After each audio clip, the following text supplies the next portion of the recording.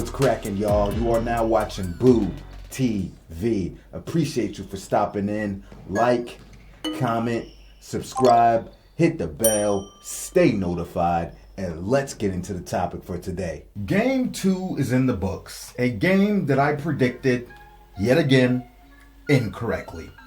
I might have to retire from YouTube and basketball analysis after this season. All season, my predictions have mostly all fell flat on their face. If I'm going to be 100% honest with y'all, all right, final score 105-98 advantage, Boston Celtics Game 2. I had confidence the Mavs would come in this game, win a close one in the Garden, and well, that obviously didn't happen. So I've been at war with the Boston people lately. So for those of you here that are pro-Boston, go ahead, laugh it up, hit me with the I told you so.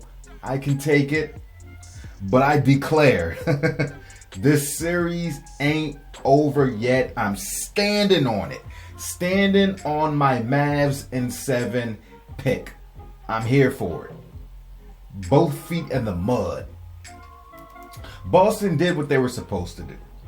Now, I expect Dallas to do the same and protect their land. Protect that land claim block. Protect your home at all costs, like it's 7 days to die on that 7th day horde, hardest difficulty.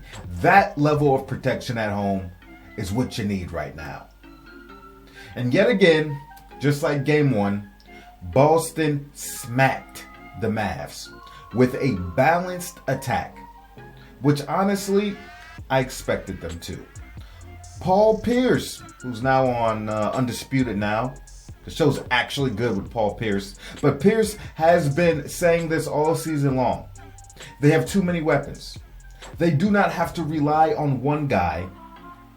And he has been right time and time again. The big thing is, were the Boston Celtics ever going to understand that? If there were any egos, has everyone put them aside and realized how nuclear they can be when they pass the ball around and share the wealth and let whoever is cooking keep cooking? It seems to me that, yes, they do fully understand that. And I wasn't sure going into the finals because there's more at stake with finals MVPs and all the implications that come with that. They all seem to be playing for one another, and they are swinging that ball around, driving, dishing, and you just don't know where that big punch is going to come from when you're guarding this team. They are letting the ball find the right player and not forcing anything. You got a group of guys on the Celtics that are capable of 30 or 40 points, and you got another group of guys capable of 18 to 25 points any given night. So should the game dictate they need one guy or two guys to get explosive, that option is always there for them. But for the Boston Celtics, that option is the panic button. The Celtics panic button is the equivalent to the Mavericks' day-to-day operations or style of play. Tatum, once again, not good scoring the basketball this game. Struggled again, 6 for 22 from the field, 1 for 7 from three-point land. But his playmaking, yet again, was phenomenal. And Tatum was reading the floor exceptionally well. Had 12 assists, making the correct plays, add 9 rebounds with all them assists, and his 18 points. Learning how to impact the game in other ways when your scoring is off is one thing. I always had an issue with Tatum and other players, but he's understanding that. Again, you never know where it's coming from with the Celtics. The best player tonight was Jrue Holiday with 26 points and 11 boards, 11 for 14 from the field. The Dallas Mavericks need Luka and Kyrie to play well if they want a solid chance of winning. It's that easy. Kyrie, yet again, was underwhelming this game and failed to show up to the dance with his dancing mate, Luka, who again is doing regular Luka stuff. Luka had a 32-point triple-double, albeit with 8 turnovers. Kyrie was 16 points, 6 assists, 7 for 18 from the field, missed all 3 of his shots from long range. The first game, I thought Kyrie got good looks at the basket. Was just missing them. This game, I felt that he did not get good looks at the basket. I felt he was bottled up by Holiday and the Celtics defense most of the time. And they forced him into difficult turnaround jumpers all game long. And Kyrie is having to fade hard because most of the defenders all have the size and length advantage on Kyrie Irving. And they can move. They can shuffle their feet. He's really not blowing by people, and he's not creating as much space that he would like with his ball handling and footwork that he needs to get cleaner looks against the stifling defense and long defenders. The Dallas Mavericks turning the ball over a lot, but that also can come when your offense is so reliant on 2 players. Like I have said time and time again, and I will continue to say time and time again. On this channel, it is very difficult to win championships with that style of offense.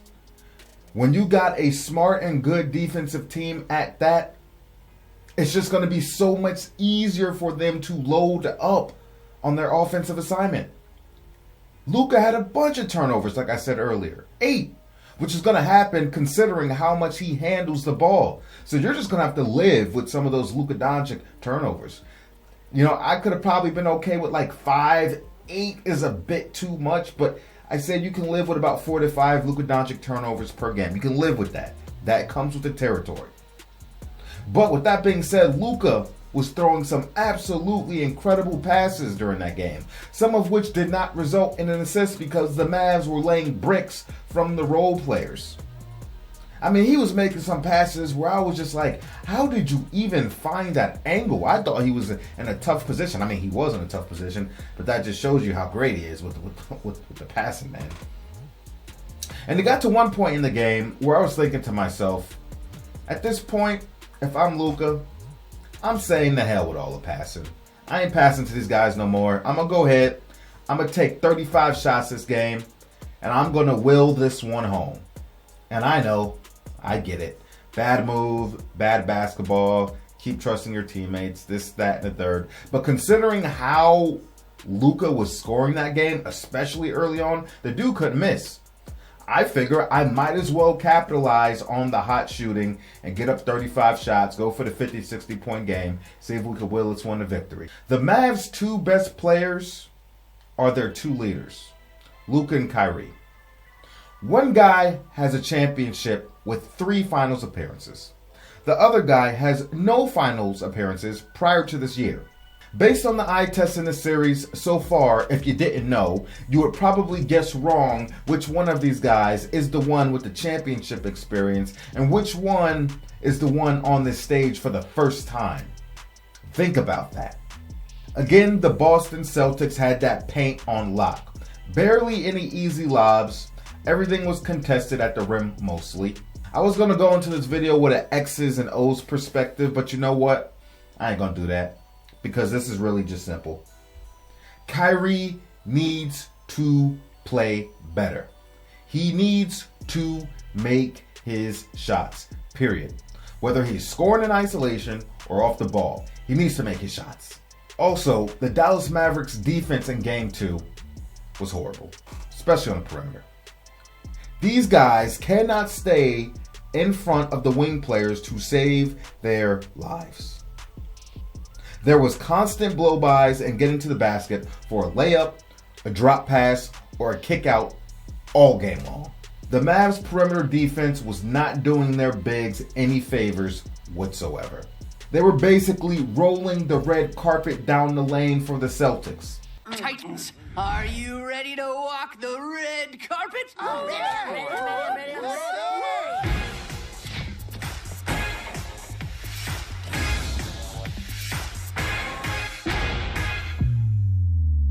And honestly, Luka takes a lot of responsibility for that. But people ain't gonna talk about that. Luka's defense was piss poor. Garbage. and the Celtics were looking to attack him and fish him out, top of the key extended. They were just tap dancing and waltzing right past Luka with little to no resistance. I'm sitting there like, dude, move your feet. Do something. This is the problem I had with Steph Curry for large portions of his career, was how much he would and could hurt his team from the defensive end.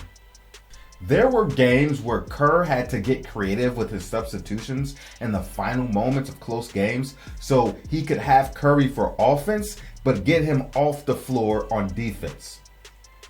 Luka has too much size and he's too mobile not to play defense smarter. I don't want to hear crap about him being tired and carrying so much offensively. Most of the greatest players to ever play this game competed at a high level on both ends of the court. They were giving you huge offensive outputs day in, day out, while also playing elite defense, or at least not lackluster defense. Playing both ends of the court. And a lot of times people ask me why, I don't find a lot of these players today impressive as others. Because I know they are only playing one half of the floor. Rachel Nichols, who, by the way, for the record, I think is a fantastic analyst. But I kept hearing her say over the last 2 weeks, Luka's defense this, Luka's defense that. I'm like, hey, the Mavs have improved defensively as a unit. But Luka ain't doing anything special on the defensive end from what my eyes tell me. Maybe he has improved marginally at best, but I'm not one of these people that say, oh, somebody's averaging 1.5 steals or 2 steals. Oh my, their defense is stellar. Their defense is incredible. Steals are a part of defense. But that doesn't necessarily make you a great defensive player. You can play the passing lanes well enough sometimes. Sometimes the ball just falls in your hands. But I've seen guys that average 2 steals a game, but still are getting beat constantly by their assignment. And they are still a defensive liability, despite the 2 steals they're getting. Sometimes those steals can be a bit of a smokescreen. Gotta watch the games. And people keep trying to compare Luka Doncic to Larry Bird. Man, Bird never looked that doo-doo on the defensive end of the floor. At least not consistently.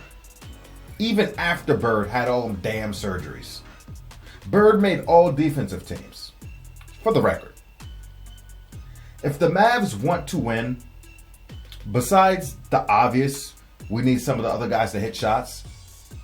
But it's as simple as Kyrie needing to hit his shots. And Luka and his guards need to keep these fools out of the paint. I remember during the broadcast, I think it was Doris Burke. Don't quote me on that. And by the way, Doris is amazing as well. I've always loved her as an analyst. But she was like, man, Boston is really struggling from 3 first half of the game. She's like, I don't expect that to happen in the second half. All I could do was laugh. No, I was on my sofa laughing. Like, Doris, come on. Not just the Celtics, but the entire NBA. How often do we see teams start cold or go cold and they just keep chucking up bricks from 3-point land for the rest of the game? Then at the end of the final buzzer, they're sitting there 9 for 45 from 3 and only lost the game by 6 points. Like, man, if we would have just took some shots closer to the basket, took some smarter shots, we probably would have won this game. But we decided to chuck up 45 shots from 3 and only hit 9. Derp? I literally laughed like, okay, they're going to keep chucking and sucking.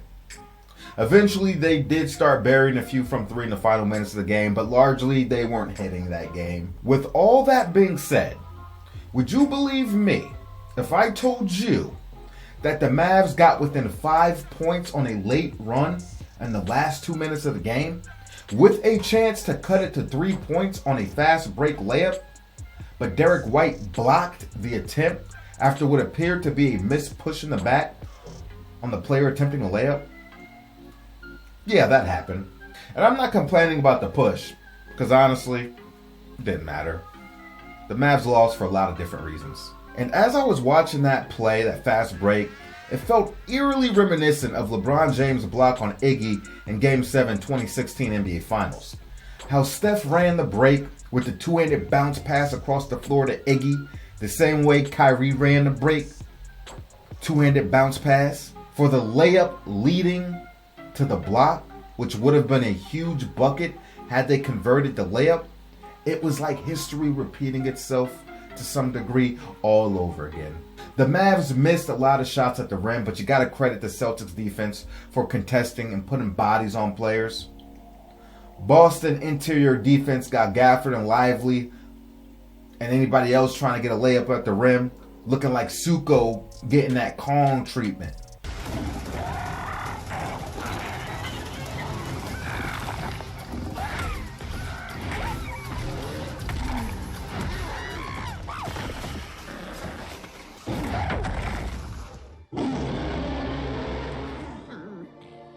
Straight up manhandling these fools around the basket.